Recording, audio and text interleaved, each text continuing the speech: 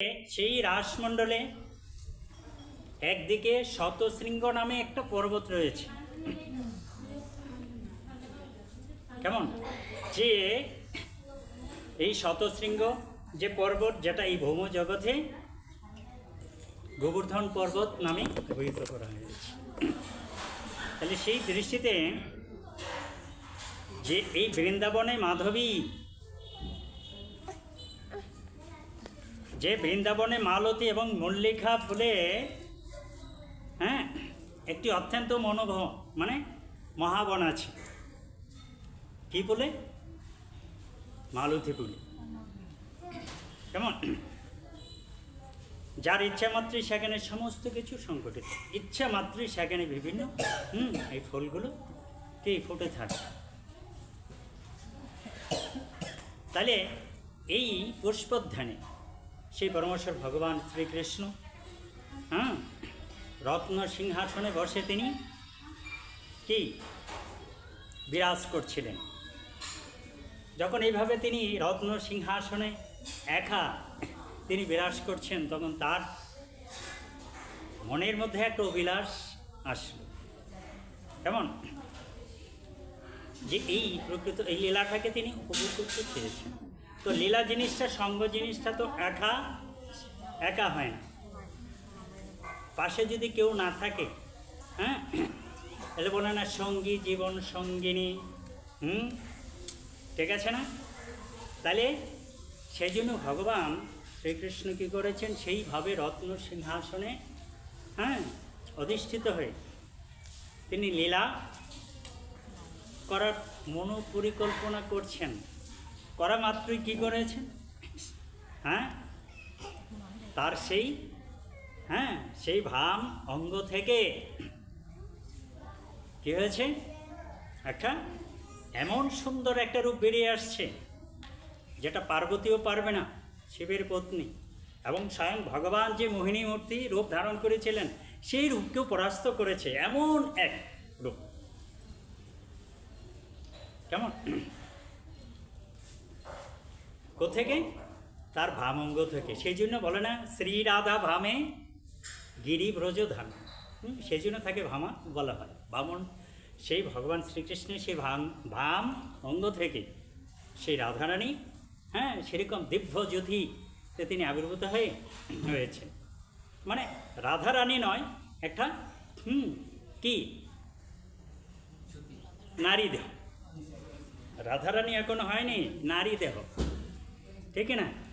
এইভাবে আবির্ভূত হয়েছে এবং সে দেখতে পেরেছে। আবির্ভূত হয়ে কি দেখলো? স্বয়ং সেই ভগবান পরমেশ্বর ভগবান শ্রীকৃষ্ণকে। তখন ভগবান কি করলো? যে সঙ্গে সঙ্গে সেই কি করলো? সৃষ্টি হয়েই সঙ্গে সঙ্গে, কারণ ভগবান যেহেতু রাসমণ্ডলে আছেন এবং কি বনে সেখানে কি ধরনের ফুল ফোটে? মালতী ফুল। এখানে বলা হয়েছে যে সেখানে শত শৃঙ্গ পর্বত রয়েছে। তাইলে সঙ্গে সঙ্গে তিনি কি করেছেন? কারণ ভগবান যেহেতু তার লীলা করার জন্য প্রয়াস করেছেন, তৎক্ষণাৎ সে আবির্ভূত হয়ে কি করেছে? ধাবিত হয়েছে। কিসের জন্য? এই যে বনে পুষ্প চয়নের জন্য। ঠিক আছে? কোথায় সে আবির্ভূত হয়েছিল? রাসমণ্ডলে। এই জন্য যখন যাচ্ছে এতে তার নামটা রাধা কেন হলো? রতে হলো যেহেতু রাসমণ্ডলে ভগবান সেই রত্ন সিংহাসনে রাসমণ্ডলে শতশৃঙ্গ পর্বতের পাশে বিভিন্ন বন আছে, সেখানে বসে তখন যেহেতু রাসমণ্ডল, সেই জন্য তিনি আর ধা মানে সে ধাবিত, মানে কি? ধাবমান হয়েছে কিসের জন্য? পুষ্প চয়নের জন্য। কিসের জন্য? যেহেতু ভগবান তার লীলা করার জন্য, তার সেবা গ্রহণ করার জন্য ভগবান তাকে সৃষ্টি করেছে। সেই জন্য রাধারানী কী করেছে?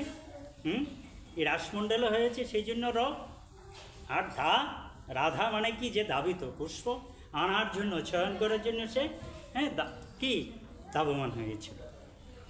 সেই জন্য তার নাম রাখা হলো রাধা। যা হোক, এইভাবে সেই রাধারানী আবির্ভূত হয়েছিলেন। ঠিক আছে, আবির্ভূত হয়েছে। তো যাক, সেই দৃষ্টিতে এটা কখন কোন এই ভৌম জগতের বৃন্দাবনে নয়, যেখানে শত শৃঙ্গ পর্বত রয়েছে, দিব্যা লয়, যেটা চিন্ময় গোলক ভগবত ধাম, যেখানে এই রাসমণ্ডল। ঠিক আছে, তাহলে সেই দৃশ্যতে দেখা গেল যে সেই রাধা রানী সেই ভগবানের সেবার জন্য এইভাবে তিনি ধাবিত হয়েছিলেন, এবং ভগবানের সেবা তিনি যথার্থভাবে করছেন।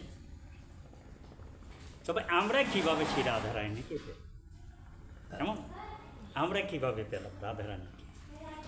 হ্যাঁ, কারণ ভগবান যখন তিনি ইচ্ছা প্রকাশ করেছেন যে এই ভৌম জগতে তিনি আসবেন, তখন এই ভৌম জগতে এসে লীলা করার প্রয়াসী হয়েছেন। এবং সেই গোলক যে লীলা এখানে বলা হয়েছে, যে দিব্য লীলাপীঠ, যে গোলক বৃন্দাবন ধাম রয়েছে, সেখানে যে লীলা করেছেন, সেই লীলা তিনি এই মর্ত্যলোকে করবেন। তাহলে যদি মর্ত্যলোকে সেই লীলা করতে হয়, তারই সেই দিব্য লীলাপীঠ যে গোলক বৃন্দাবন আছে, সেটাকে এখানে সৃষ্টি করতে হবে যার প্রকৃতি। কারণ সেই রাধা ঠাকুরানী কখনো বৃন্দাবনেশ্বরী কখনো বৃন্দাবন ত্যাগ করে না। সেখানে যে সমস্ত পরিবেশ আছে, সেই পরিবেশ যেখানে থাকবে তিনি সেখানেই যাবেন। যার দরুন সেই পরমেশ্বর ভগবান শ্রীকৃষ্ণ এই ভৌম জগতে ভারতবর্ষে, এই যে বর্ষে উত্তরপ্রদেশ রাজ্যে তিনি আবির্ভূত হয়েছিলেন শ্রীকৃষ্ণ। তার পূর্বে তিনি কী করেছিলেন, যেটা আমরা ধারাবাহিকভাবে আলোচনা করে আসছি। সেখানে তার সমস্ত সখা, সখী, মানে তার সব পার্শ্বদগুলো সবাইকে সেখানে পাঠিয়েছিল। পরিশেষে ভগবান আসতে বাধ্য হয়েছিল, যেটা আমরা এই তো বিগত কিছুদিন 15 দিন আগে আমরা আলোচনা করেছিলাম কৃষ্ণের জন্মাষ্টমীতে, বলেছিলাম।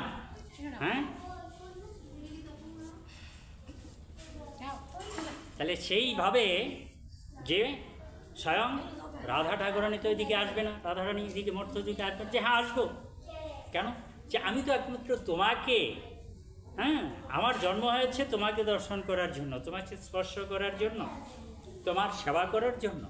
অন্য কোনো বদন বা মুখ আর বদন কি এক জিনিস? একই তো জিনিস, যে অন্য কিছু প্রতি অভিলাষ করে আমার জন্ম হয়নি, একমাত্র তোমার অভিলাষ পূর্ণ করার জন্যই তুমি আমাকে জন্ম দিয়েছ। সুতরাং এই মর্ত্য জগতে, ভৌম জগতে তো আমি যাব, পরলোক দেখবো, কত এখানে শুধু মনুষ্য জাতি নয়, পশু পাখি কীট পতঙ্গ কত রকমের আছে। তাহলে এইগুলো তো আমি দেখতে চাইনি। যে বলছিল যে না, তুমি যাও, যে প্রথম আমাকেই তুমি দেখবে। তার যাক, সেই দৃষ্টিতেই যে তবে যাব এক শর্তে, যে এই দিব্য লীলাপীঠ গোলক বৃন্দাবনে যে স্থান রয়েছে, রাসমণ্ডল রয়েছে, যমুনা রয়েছে, শতশৃঙ্গ পর্বত রয়েছে, বন উপবন রয়েছে, সমস্ত কিছু সেখানে করতে হবে। ঠিকই ভগবান, কারণ ভগবান তার তো এত কিছু প্রয়োজন পড়ে না, ইচ্ছা করলেই সমস্ত কিছু তার ইচ্ছাই সমস্ত কিছু হচ্ছে। যে ব্রহ্মা বিষ্ণু মহেশ্বর, যে কার ইচ্ছায়? কেউ যে তোমার ইচ্ছায় কেউ পালন করছে, তোমার ইচ্ছায় কেউ সৃষ্টি করছে, তোমার ইচ্ছায় কেউ সংহার করছে। যেমন ব্রহ্মা বিষ্ণু মহেশ্বর, এগুলো তোমার ইচ্ছায়, আর সেই জন্যই তুমি হচ্ছ পরমেশ্বর। তাহলে সেই জন্য ভগবান সেই দিব্য লীলাপীঠগুলো বৃন্দাবনে যে আছে, এই বৃন্দাবনে সেই সমস্তগুলো কি তিনি প্রকাশিত করেছেন, যার জন্য রাধা ঠাকুরানী আসতে বাধ্য হয়েছিলেন। কেমন বাধ্য হয়েছিলেন। তাহলে যেহেতু আজকে রাধা ঠাকুর রাধারানীর আবির্ভাব, তাহলে এই রাধারানী কীভাবে সেই গোলকে তিনি কীভাবে আবির্ভূত হয়েছিলেন সেটা আমরা সংক্ষিপ্ত কিছু উপভোগ করলাম। যা হোক, সেই দৃষ্টিতে বলা হয়েছে যে এই রাধারানী হচ্ছেন ভগবানের আহ্লাদিনী শক্তি। যেমন রাধা পূর্ণ শক্তি, কেমন কৃষ্ণ পূর্ণ শক্তিমান, দুই বস্তু ভেদ নাহি শাস্ত্রের প্রমাণ। পূর্ণ শক্তি আর পূর্ণ শক্তিমান কেমন একই বস্তু, কোনো ভেদাভেদ নেই। তাহলে সেই দৃষ্টিতে যে রাধারানী আবির্ভূত হয়েছিলেন কী রূপ, বাবারি, তার রূপের কিছু কথা বলবো।